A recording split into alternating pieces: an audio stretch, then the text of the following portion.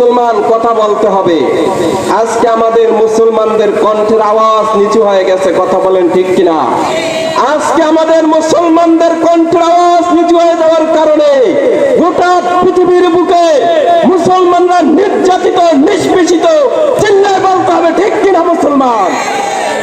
আজকে আমরা মুসলমানেরা যদি আমাদের কণ্ঠের আওয়াজকে উঁচু করে দিয়ে বাতিলের বিরুদ্ধে নারায়ে তাকবীর আল্লাহু আকবারের ধ্বনি দিতে পারি, তাহলে বাতিলরাই পৃথিবীর বুক থেকে পালিয়ে যাওয়ার জায়গা খুঁজে পাবে না। চিল্লায় বলেন ঠিক কিনা মুসলমান? আমার বন্ধুরা, কষ্ট হচ্ছে আপনাদের? কষ্ট হচ্ছে? আজকে আমরা মুসলমানরা ঘুমিয়ে পড়েছি, যার কারণে গোটা পৃথিবীর বুকে মুসলমানেরা নির্যাতিত, নিষ্পেষিত, বঞ্চিত। চিল্লায় বলেন ঠিক কিনা মুসলমান? আজকে গোটা পৃথিবীতে 200 কোটি মুসলমান আছে, আর মাত্র 83 লক্ষ ইহুদি। এই 83 লক্ষ ইহুদি গোটা পৃথিবীটাকে জ্বালিয়ে পুড়িয়ে ছারখার করে দিতেছে। চিল্লায় বলেন ঠিক কিনা মুসলমান? আজকে আমাদের বলতে হয়, দুঃখজনক হলেও সত্য, আমরা মুসলমানেরা বাতিলদের পা চাটতে শুরু করেছি। চিল্লায় বলেন ঠিক কিনা মুসলমান? আজকে আমরা 200 কোটি মুসলমান যদি ওই ইসরায়েলের দিকে তাকিয়ে প্রসাব করে দেই, তাহলে আমাদের মুসলমানদের প্রচাবের পানিতে, 200 কোটি মুসলমানের প্রচাবের পানিতে মাত্র 83 লক্ষ ইহুদি বন্যার পানির মতো ভেসে যাবে। চিল্লায় বলেন ঠিক কিনা?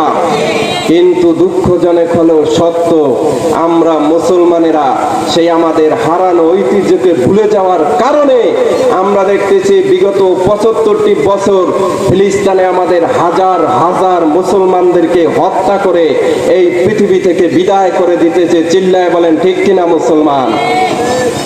আমার বন্ধুগণ, আজকে আমাদের মুসলমানদেরকে জাগতে হবে। আজকে আমরা মুসলমানরা ঘুমিয়ে পড়েছি, আজকে আমাদের মুসলমানদের ঘুম ভাঙতে হবে। চিল্লায় বলেন ঠিক কিনা? আজকে আমরা যদি ঘুম ভাঙতে পারি, তাহলে আমরা গোটা পৃথিবীর বুকে আবারও নন্দিত জাতি হিসেবে পরিচিত লাভ করব। যতদিন পর্যন্ত আমরা মুসলমানরা আল্লাহর কোরআনকে বুকে ধারণ করে পথ চলেছিলাম, ততদিন যাবৎ পর্যন্ত আমরা মুসলমানরা এই পৃথিবীর বুকে নন্দিত জাতি হিসেবে পরিচিতি লাভ করেছিলাম। আর যখন থেকে আমরা মুসলমানেরা আল্লাহর কোরআন থেকে দূরে সরে গিয়ে মানব রচিত মতবাদকে আমাদের সংবিধান হিসেবে গ্রহণ করে নিয়েছি, তখন থেকে আমরা মুসলমানরা এই পৃথিবীর নিন্দিত জাতি হিসেবে পরিচিতি লাভ করেছি। চিল্লায় বলেন ঠিক কিনা মুসলমান? প্রিয় বন্ধুরা, আমার সময় খুব কম, তাই ভূমিকার কোনো কথা বলবো না, সরাসরি আলোচনার দিকে চলে যেতে চাই। সম্মানিত হাজিরিন, আকাশের নিচে জমিনের উপরে সর্বশ্রেষ্ঠ কিতাবের নাম হচ্ছে আল কোরআন। বলেন সুবহানাল্লাহ। আরো জোরে বলেন সুবহানাল্লাহ। প্রিয় বন্ধুরা আমার, এই কোরআনের মধ্যে কোনো ভুল ত্রুটি নাই। চিল্লায় বলেন সুবহানাল্লাহ। আল্লাহর নবী বলেন, মান ক্বালা বিহি সাদাকা, যারা আল্লাহর কোরআন দিয়ে কথা বলবে তারা সত্য কথাই বলবে। বলেন সুবহানাল্লাহ। তাহলে কোরআনের কথা যদি সত্য কথা হয়, আমি আপনি যেই দলের কর্মী, যেই পীরের অনুসারী, যেই মুরব্বীর অনুসারী, এই কোরআন হাদিসের কথা যদি ওই দলের বিরুদ্ধে চলে যায়, ওই নেতা, ওই পীর, ওই মুরব্বীর বিরুদ্ধে চলে যায়, আমাদেরকে ওই নেতা এবং পীর মুরব্বী ছেড়ে দিতে হবে। চিল্লায় বলেন ঠিক কিনা? ওয়ামান আমালা বিহি উজিরা, আর যারা আল্লাহর কোরআনের উপর আমল করবে তারা তার উত্তম প্রতিদান লাভ করবে। বলেন সুবহানাল্লাহ। ওয়ামান হাকামা বিহি আদিলা, আর যারা আল্লাহর কোরআন দিয়ে বিচার ফয়সালা করবে তারা সমাজের মধ্যে ন্যায় বিচার প্রতিষ্ঠিত করবে। কথা কান। ও মুসলমান, আপনারা বলেন তো দেখি, আমাদের দেশে, আমাদের সমাজে কি আল্লাহর কোরআন দিয়ে বিচার করা হয়? হয় না। এজন্যই তো দেখি আমরা চোর, বাটপার, গুন্ডা, পান্ডা, খুনি, দর্শনকারীরা বাহিরে বুক ফুলিয়ে নিয়ে ঘুরে বেড়ায়, আর আল্লাহর কোরআনের নিরপরাধ কর্মীগুলো জেলখানার মধ্যে বন্দি জীবন যাপন করে। কথা বলেন ঠিক কিনা? আমার বন্ধুরা, যারা আল্লাহর কোরআন দিয়ে বিচার করবে না তারা হচ্ছে কাফের, তারা ফাসিক, তারা জালিম কথাকার। আরো জোরে বলতে হবে মুসলমান কথাকার। আল্লাহ পাক রব্বুল আলামিন সূরা মায়েদার মধ্যে বলেন, ওয়ামান লাম ইয়াহকুম বিমা আনজালাল্লাহু ফাউলাইকা হুমুজ যালিমুন ফাউলাইকা হুমুল কাফিরুন ফাউলাইকা হুমুল ফাসিকুন। জোরে বলেন আল্লাহু আকবার। আল্লাহ পাক রব্বুল আলামিন বলেন, আর যারা আমার নাজিলকৃত বিধান দিয়ে বিচার ফয়সালা করবে না তারা হচ্ছে জালিম, তারা ফাসিক, তারা কাফের কথাকার। ও মুসলমান, তাহলে যারা জালিম হবে তারা মানুষের উপর জুলুম করবে, অত্যাচার করবে, নির্যাতন করবে, মিথ্যা মামলা দেবে, এটাই সত্য কথা। জোরে বলেন ঠিক কিনা? ও মুসলমান, আপনারা বলেন তো দেখি, আমাদের দেশে মিথ্যা মামলা আছে না নাই? আর জোরে বলতে হবে, মিথ্যা মামলা আছে না নাই? কেমন মিথ্যা মামলা? হাজী সাহেব মক্কায় মামলা হয় বাংলায়, হাজী সাহেব কবরে মামলা হয় উপরে। জেল আপনার তেল চুরি করে একজন, মামলার আসামি হয় জেল খাটে আর একজন। জন্ম 1978 সালে, মিথ্যা জন্ম 1978 সালে, আর সাক্ষী দেয় 1971 সালের মামলায়। কথা বলেন ঠিক কিনা? আছে না নাই? আছে না নাই? সম্মানিত হাজিরিন, সময় কম, ব্যাখ্যা দেওয়া যাবে না। বিশ্ব বরেণ্য আলেমে দ্বীন আল্লামা সাঈদীর বিরুদ্ধে এক ব্যক্তি সাক্ষী দিয়েছিল। ওই ব্যক্তি জন্মগ্রহণ করেছিল 1978 সালে। যে ব্যক্তি 1978 সালে জন্মগ্রহণ করে সে ব্যক্তি বলে দেলোয়ার হোসেন সাঈদী রাজাকার ছিল। নাউজুবিল্লাহ বলেন। যে ব্যক্তি 78 সালে জন্মগ্রহণ করে উনি কেমনে দেখলো যে দেলোয়ার হোসেন সাঈদী রাজাকার ছিল? এর চাইতে মিথ্যা সাক্ষী, মিথ্যা তোহমাত আল্লাহর আকাশের নিচে আর জমিনের উপরে আর একটাও হতে পারে না, পারে না, পারে না। চিল্লায় বলেন ঠিক কিনা মুসলমান? আমার বন্ধুগণ, এরপরে যারা কাফের হবে তারা কাফের মুশরিকদের পরিকল্পনা বাস্তবায়ন করার জন্য এদেশ থেকে শিক্ষা ব্যবস্থাকে ধ্বংস করে দেওয়ার চক্রান্ত এবং ষড়যন্ত্র করবে। এটাই চিরন্তন সত্য। কথা বলেন ঠিক কিনা? আমার বন্ধুগণ, আর যারা ফাসিক হবে তারা বইয়ের মধ্যে শিক্ষা পাঠ্য পুস্তকের মধ্যে মূর্তির ছবি ঢুকাবে, রাস্তার মোড়ে মোড়ে মূর্তি বানাবে, স্কুল মাদ্রাসার মধ্যে মূর্তির ছবি ঢুকাবে। এটাই চিরন্তন সত্য। চিল্লায় বলেন ঠিক কিনা? আছে না নাই? এই যে আপনাদের পাশে একটা প্রাইমারি স্কুল আছে, সেখানে গিয়ে দেখবেন বাবা আর মেয়ের মূর্তি ঢুকাইয়া দিছে। নাউজুবিল্লাহ বলেন।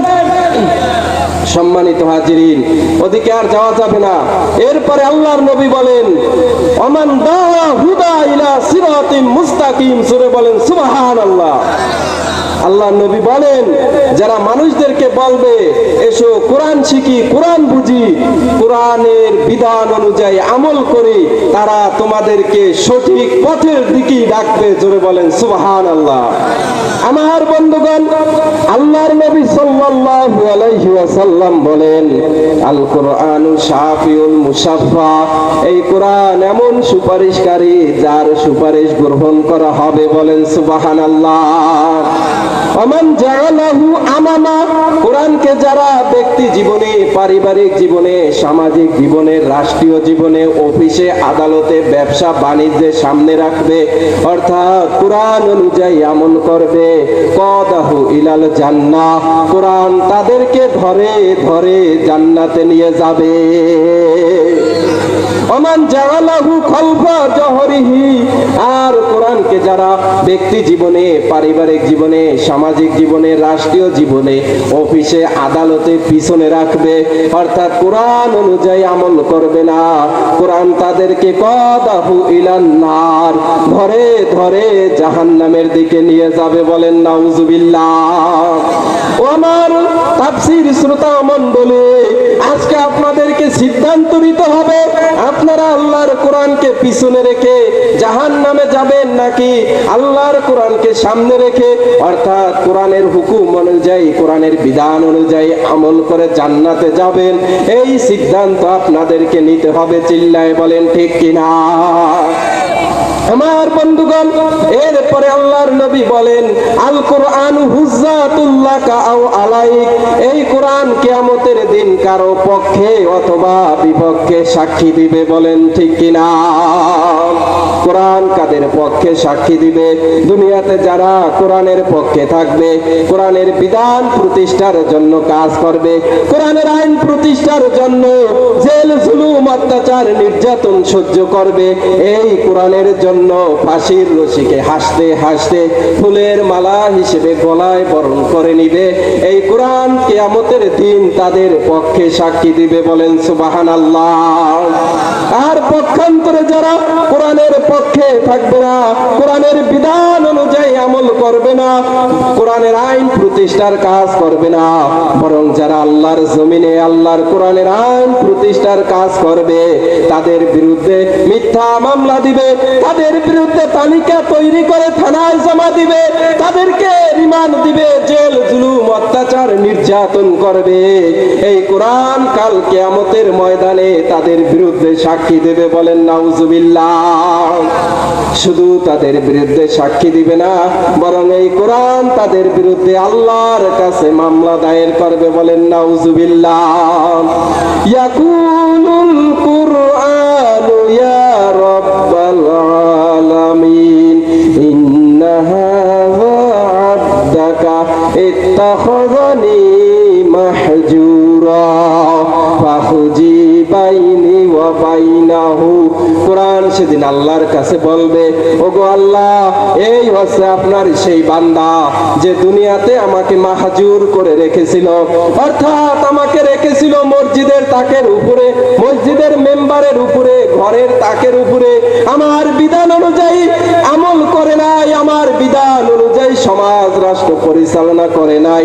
অতএব ওগো আল্লাহ, আমি আপনার এই বান্দার বিরুদ্ধে আজকে মামলা দিলাম। ফাখুজি বাইনি ওয়া বাইনাহু, আজ আপনি আমার এবং আপনার এই বান্দার মাঝে ফয়সালা করে দেন। বলেন নাউজুবিল্লাহ। আমার বন্ধুগণ, একটু চিন্তা করে দেখেন, কোরআন যদি আপনার আমার বিরুদ্ধে মামলা দায়ের করে, আমাদের কি বাঁচার কোনো সুযোগ আছে? দুনিয়াতে যদি আপনি কোনো ক্ষমতাসীন দলের লোক হন, আর আপনার নেতা যদি বলে, হ্যালো জজ সাহেব, এ আমার লোক, ওসি সাহেব আমার লোক, ছেড়ে দেন, বলে স্যার অস্ত্র সহ ধরা পড়ছে, অস্ত্র শুদ্ধ বেটা ছেড়ে দে, আছে না নাই?